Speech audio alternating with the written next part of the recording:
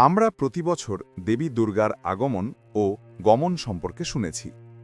আবার যখন এখান থেকে কৈলাসে চলে যান তখন আমরা বিজয়া দশমী পালন করি। কিন্তু জানেন কি, কেনই বা এই রীতিনীতি পালন করা হয়?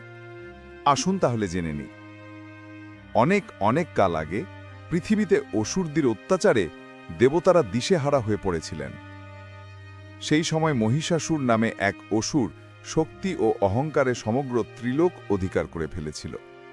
দেবতা, ঋষি, মানুষ কেউ শান্তিতে ছিল না। তখনই দেবতাদের সকল শক্তি মিলে জন্ম নিলেন মহাশক্তির দুর্গা। তিনি মহিষাসুরকে বধ করে বিশ্বে শান্তি ফিরিয়ে আনলেন। এই মহাসময়ের স্মৃতিতে প্রতি বছর শরৎকালে মানুষ দুর্গাপুজো করে। কিন্তু কেবল দেবীকে শক্তির প্রতীক হিসাবে নয়, তাকে মায়ের রূপে দেখা হয়। আর এই মায়ের আগমন ও গমনকেই কেন্দ্র করে জন্ম হয়েছে বিজয়া দশমী পালনের প্রথা। বলা হয়, দেবী দুর্গা কৈলাসে শিবের সঙ্গে থাকেন, কিন্তু শরৎ আসতেই তিনি সন্তান গণেশ, কার্তিক, লক্ষ্মী ও সরস্বতীকে নিয়ে মর্তে আসেন। তখন পৃথিবীর মানুষ তাকে দেখে মনে করে বহুদিন পর মেয়েটি বাবার বাড়ি এসেছে সন্তানদের নিয়ে। তাই এই দিনগুলোতে বাঙালি সমাজে আনন্দ, আয়োজন আর খুশির ঢেউ ওঠে। ষষ্ঠী থেকে নবমী পর্যন্ত চলে মহোৎসব। মানুষ নতুন পোশাক পরে আনন্দে মেতে ওঠে, পূজার্চনা করে, ঢাক বাজে, ধুনুচি নাচ হয়, সবকিছু যেন এক অনির্বচনীয় উৎসব। কিন্তু যত আনন্দের শুরু, ততই থাকে শেষের অপেক্ষা। দশমী দিনে আসে বিদায়ের ক্ষণ।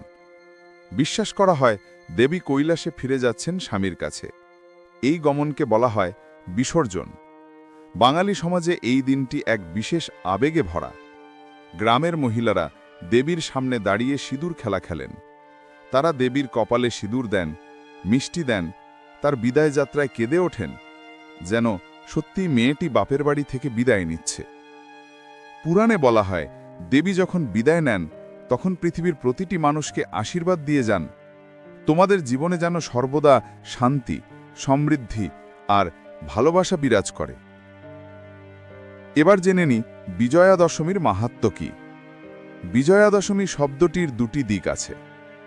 এক, পুরাণের অর্থে এই দিনেই মহিষাসুরের বিরুদ্ধে দেবী দুর্গা বিজয়ী হন, তাই দিনটি শুভ শক্তির ওপর অসুর শক্তির জয়ের প্রতীক। এটি মানুষকে শেখায়, অসত্য যতই শক্তিশালী হোক, শেষ পর্যন্ত সত্য ও ধর্মই বিজয়ী হবে। 2, সাংস্কৃতিক অর্থে এই দিনে মানুষ একে অপরের সঙ্গে কোলাকুলি করে, মিষ্টিমুখ করে এবং বলে শুভ বিজয়া। এর মানে হল মায়ের আশীর্বাদ যেন তোমার জীবনে সুখ আর শান্তি আনে। গ্রাম বাংলায় একটি গল্প শোনা যায়। একবার মা দুর্গা কৈলাস থেকে মর্তে আসার সময় তার বাপের বাড়ি নদিয়ারে এক ব্রাহ্মণ পরিবারে কয়েকদিন ছিলেন। পূজা শেষ হওয়ার পর যখন তিনি ফিরছিলেন তখন গ্রামের মেয়েরা কেঁদে উঠল, মা, এত তাড়াতাড়ি চলে যাচ্ছ কেন? আমাদের সঙ্গে থেকে যাও।